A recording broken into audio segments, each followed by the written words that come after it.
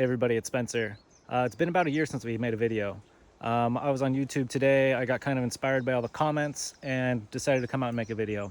So I want to talk about this row here really quick. This row was in the last video when we were managing it at 6 weeks. So it's about a year old now.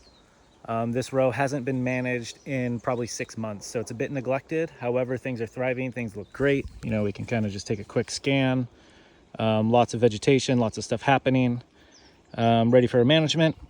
But I actually wanted to talk about this row really quickly. So this row is about 4 months old, and we haven't managed it at all. So typically we would need to manage things at month 2 and then every month after that until it's about 6 months old, and then we can manage it every 3 months or so.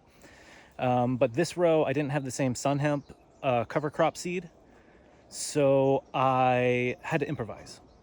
So in my improvisation, I ended up buying some daikon seed and I ended up buying some mustard seed because I couldn't get the sun hemp. And the dynamic that happened was different than all of my other rows.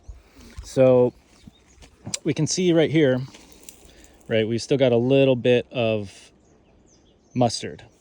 And then we've got a little bit of daikon here. So in 4 months, the only thing that I've done is pull out some daikon radishes and plant a couple little palms like this guy here. And zero management after that. But the extra sunlight that has happened because of the lack of sun hemp has allowed things to flourish and grow straight. Remember that last video? I had a bunch of flippy floppy over stuff. They're growing straighter because the sun hemp didn't come and inundate the vegetation like it would have, like how the sun hemp or how this cosmos is starting to do, how it's kind of dominating everything. The trees actually had a little bit longer in the sunlight in order for them to establish a little bit quicker and more vigorously. So there's a little bit less of a competition dynamic because the daikon and the radish were both lower in height in comparison to all the other plants. So the other plants were able to thrive a little bit more.